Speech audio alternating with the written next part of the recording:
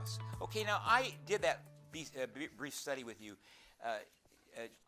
to kind of start off our whole time, because I wanted to show you, and so that we could see that a text of the New Testament can, when you unpack it, when you get inside of it, when you let the language make its own point, and that's, in my opinion, the definition of exposition. I'm going to now give my own definition of exposition.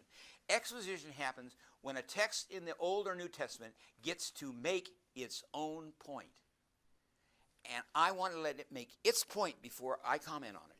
Makes its own point within the whole and total context of the gospel, the whole message. Because the Old Testament has to be seen also in the light of its fulfillment, which is the gospel. And when a text gets to make its own point, and then we have a chance to help that point that it's making come out and be discovered, so that that little joke I said earlier, so that a person discovers it before you say it. Wouldn't it be great if they can see it for themselves before it's even said? And that is exposition. That's the goal of exposition. Well, exposition happens when that happens.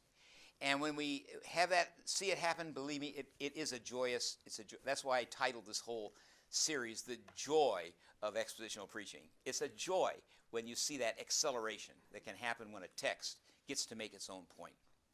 I'm sold on this kind of biblical exploration and teaching and preaching for personal reasons too. It's how I became a believer. It really is. I think of my own life. I don't want to talk too much about myself, but when I came to Cal Berkeley as a freshman, I graduated from high school in 1949, and then I went to Cal Berkeley. And I graduated from Princeton Seminary in 56. Now you know my age. I was here in 56. John A. Mackay, who you saw his picture in Mackay Center, my great hero, John Mackay, was president of this school when I graduated. And so I went to Cal. I wasn't a Christian. I was baptized in the Episcopal Church by my mother, and my mother had me because she was a Christian, but nobody in our family was. And then they all became Christians. But I came to Cal, and I don't know, I just didn't think much about it. In fact, I walked right by the church where I later became senior pastor and never felt curious to go inside that church. And anyway, one friend told a story about me when I celebrated my 20th year at Berkeley Church. His name was Arba Hudgens, who went to Princeton too when I was here. And he said that he was in a Bible study group at Princeton, at the church, and they were having a Bible study group, and they were all bearing witness with each other about who they're going to witness to, because they were in navigators, and they wanted to witness to somebody. And he was shy. Arba was shy. So he told this story. He looked out the window, and he saw me walking down the street, and he said I was smoking a cigar. Because I never smoked a cigar indoors, but I did smoke cigars outdoors. And I was walking down, that's still the rule of fun in our family. My son and I, we can smoke cigars outdoors, but never indoors. But I was walking down the street, he said, there was Earl Palmer, he was walking down the street smoking a cigar, and I said, I'll witness to him. And he did, and here's how he witnessed to me. I lived in Barrington Hall. It was a men's co-op at Berkeley. There were 300 men in that hall, no women in that hall, just men. And they had a Bible study group. Arba and his little gang of guys my age had a Bible study group. And so he invited me to the Bible study group. And I'll never forget how he did it. He said, now, you probably aren't even interested, but we have a little Bible study group, and if you'd like to come, we'd just love to have you come. You'd be sure be welcome, but no, you probably are too busy, and you probably aren't interested in that. And so I said, yeah, I'll come. And he was startled. He didn't know what to do then. But it worked. I respected him. I liked him very much. We worked crew together, and so he invited me. I went to that Bible study group. And it was a life-changing experience. They were just guys my age. They were just inching their way through a New Testament book at 1 hour a week. That's it. And they used to put a little notice up in the co-op. We were a radical hall. Put a notice up about the Bible study group, and people would make obscene things in our notice. We had later, when I got active in that Bible study group, we had to keep renewing our note every week on the bulletin board because people made obscene pictures and all that they would draw on. So anyway, I went to it, and I went to that first meeting, and I didn't even have a Bible. Can you believe it? I looked on. Oh, it's so embarrassing to look on. And so then I went out and bought a Bible that week. I went to Sathergate bookstore. For $1, they would put my name on the cover of the Bible. And I'm a little bit proud as a person, arrogant, whatever you want to call it. And I said, I'm going to have my name on it too. So I had my name put on this little Bible, and Earl Palmer, and I took it to the Bible class. I said, I've got a Bible.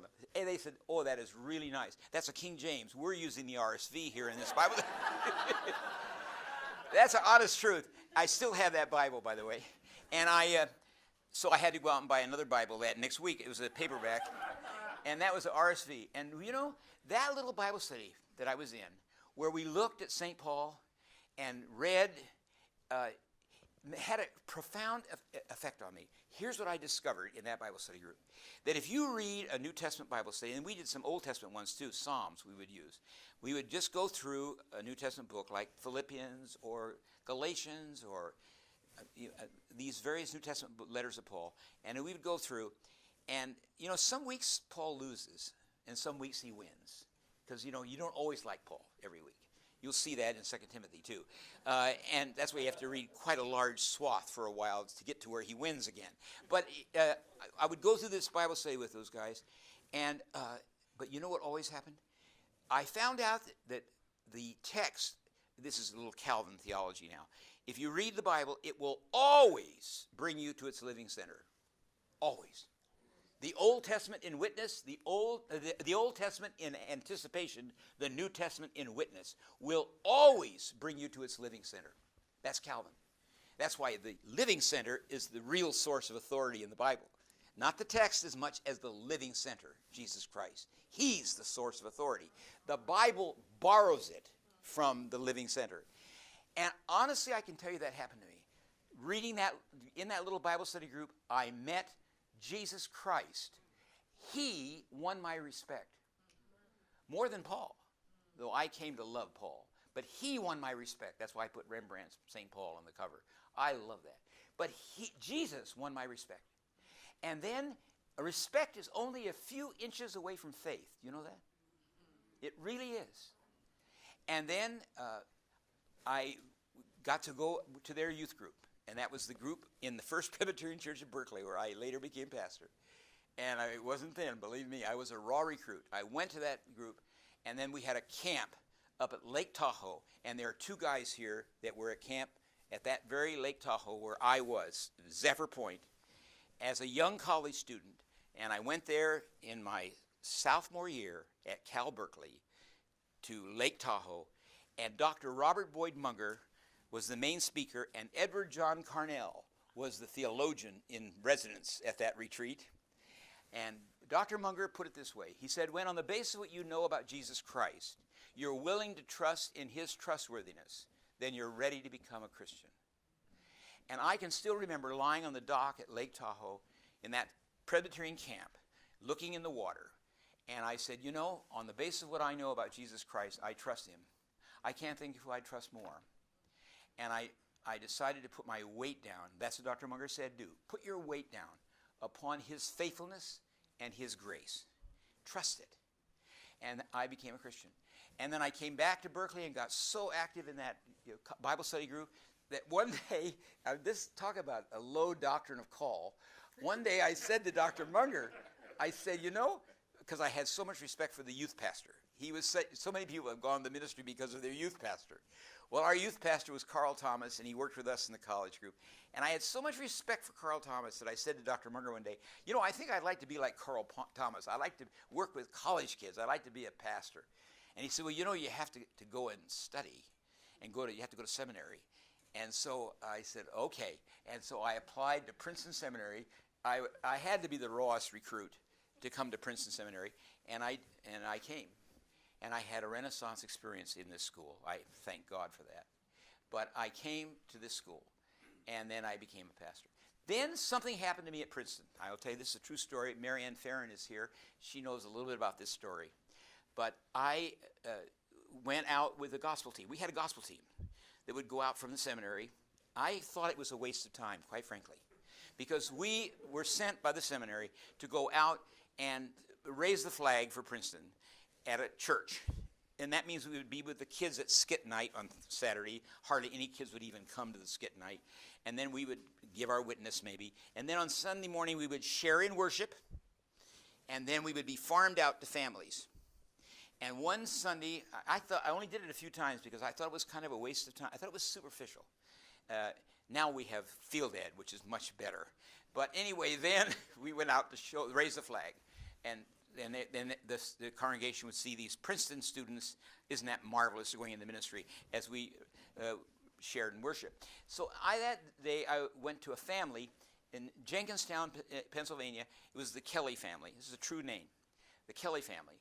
And they had a son named Glenn. It's a true story, because I can use it because I have his permission. But I went to that family. He had not come to skit night that night. He was disgusted with that sort of thing.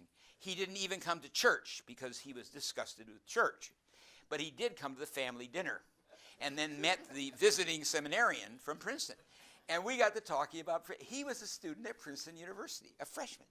Right across, it was an all-male school then, Princeton was. And he was in his dorm, and we got to laughing at the dinner about how wild his dorm was. And he said, my guys are really wild. And he was really maybe trying to embarrass me as a young theologian about how wild the guys were.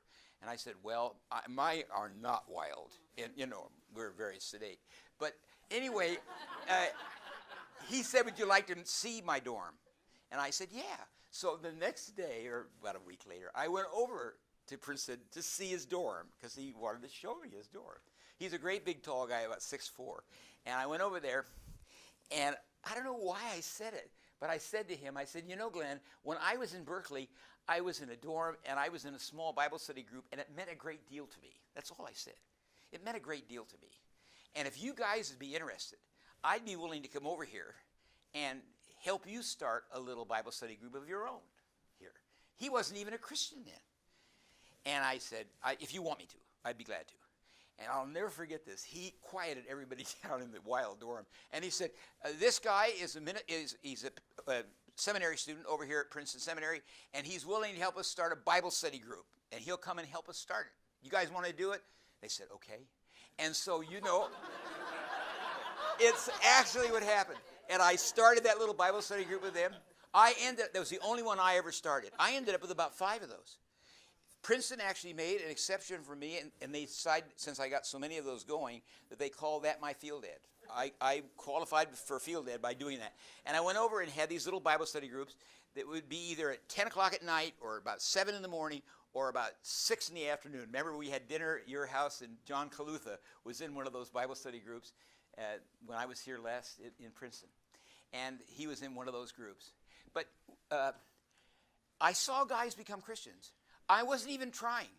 I figured, again, using my rule of thumb, some weeks Paul wins, some weeks he loses. But given time, see, now here's my rule. Given time, I knew that Paul or John or James and the Old Testament, by anticipation, would always bring people to meet Jesus Christ. And he would win their respect. Not me, not my theology or something like that, but Jesus would do it. In the text. And the closest I ever came to be an evangelist was to say, because I had a bad experience after I became a Christian at Berkeley, I went home and tried to convert my whole family after that retreat. And that's when my mother said, I think you've gone over the deep end. But my whole family, I had a brother who was at Cal ahead of me, and he thought I had gone crazy, and my 2 sisters were crying because they thought I was trying to convert them. And but my dad is competitive, and I had bragged to my family that I was going to memorize all these Navigator verses. I had 125 verses I was going to memorize, and I told my family that. And unknown to me, my dad took that mailing that I had, and he sent in for himself. And about 4 weeks later, he called me and said, how many of those verses have you memorized? And I said, I've memorized about 20 of them. I'm working on it. He said, I've memorized all 125. And that's how my dad became a Christian. He became just sheer competition, That is a true story. But the closest I ever came to being an evangelist here at Princeton was just to say to guys, if you ever want to talk about this, let me know.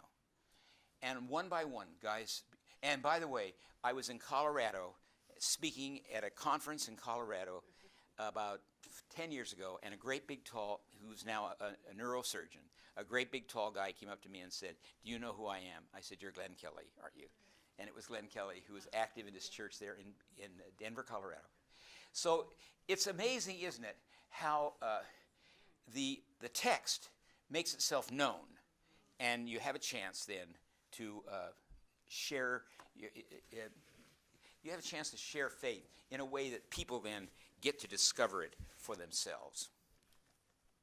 Now, just before we end tonight, and give you a chance to make some comments too, if you were going to do this kind of exposition, how do you prepare for exposition? And if I can just put a little help for that, let me see if I can. As I see it, there are five steps to exposition for the person that wants to do exposition in teaching. The first is what we did here at the beginning today, and the first step is to what I call establish the text. Establish the text first. That's the first step. To find the words. C.S. Lewis, the text first.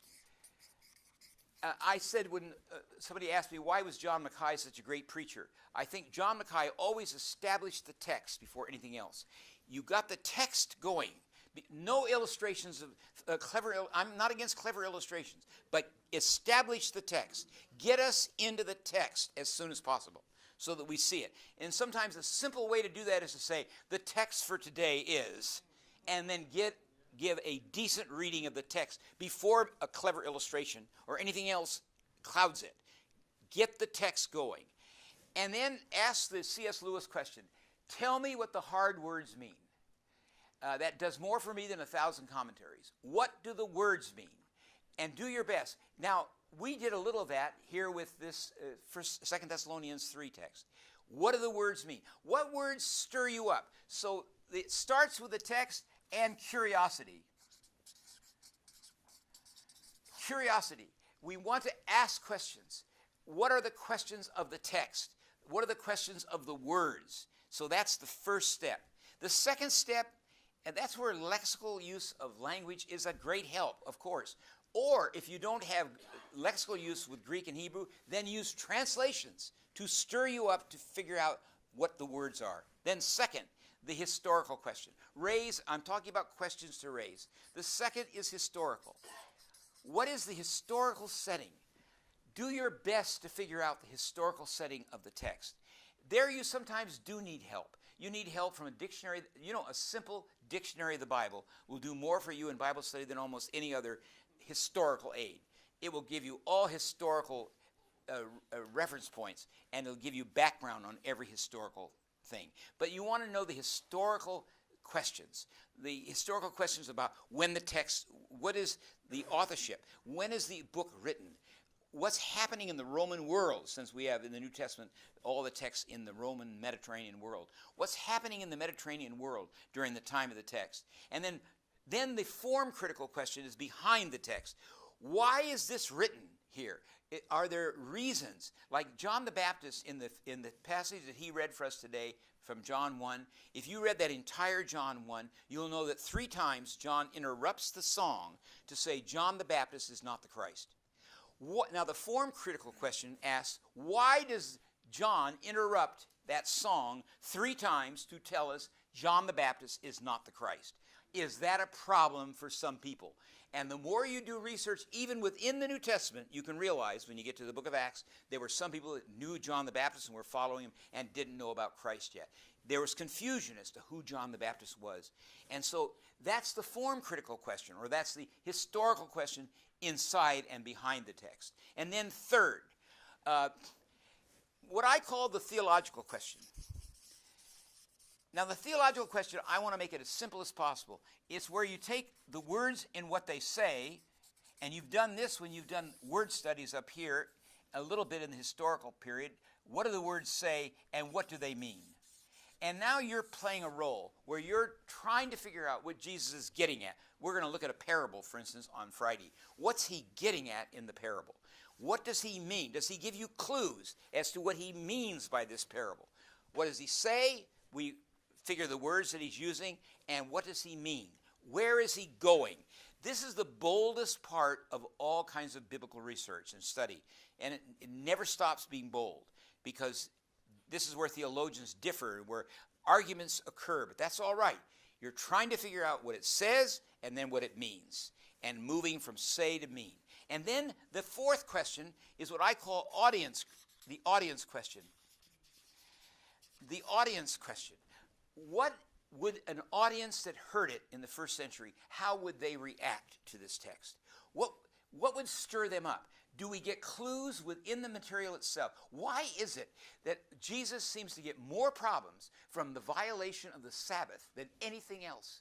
We would say it doesn't seem to be that big a deal, and yet violation of the Sabbath causes more friction and causes him to make more statements of messiahship than almost any other crisis. So that's the audience question. We call it audience criticism. What does an audience in the first century, and then you can even play the game and go down through our own century. It's always true that we always need new commentaries on the text because different audiences are reading the text. Karl Barth, who's my hero in Romans, never really had to grapple with Sigmund Freud. He didn't have to grapple with because Freud was just coming on the scene. He did have to grapple with Karl Marx, but John Calvin didn't have to grapple with Karl Marx. Karl Barth did grapple with Karl Marx. Thank God for that. He had to grapple with Adolf Hitler. John Calvin didn't. And then we now need commentaries that can grapple with what Karl Barth didn't have to grapple with. Would be like a Freudian interpretation of guilt and a Freudian interpretation of life and a meaning. And so you need a person like Armand Nicolai to write a book on Jesus Christ and Karl Barth, Sigmund Freud and C.S. Lewis in that book he wrote, where he's grappling with things with audience criticism.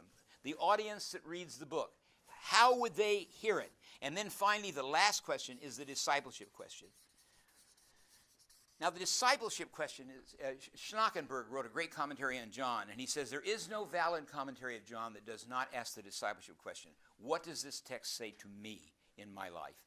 So that you don't just sit like I want to show you the fruits of my research, and so says this, and so says that. What do you say? What are you going to do with the text? And that is the discipleship question. Well, that's the case for exposition. And I'm going to stop right there for tonight and let Michael make some reactions to it if he can. And well, not if he can do it very well. But and then Dick will let you all in on it too.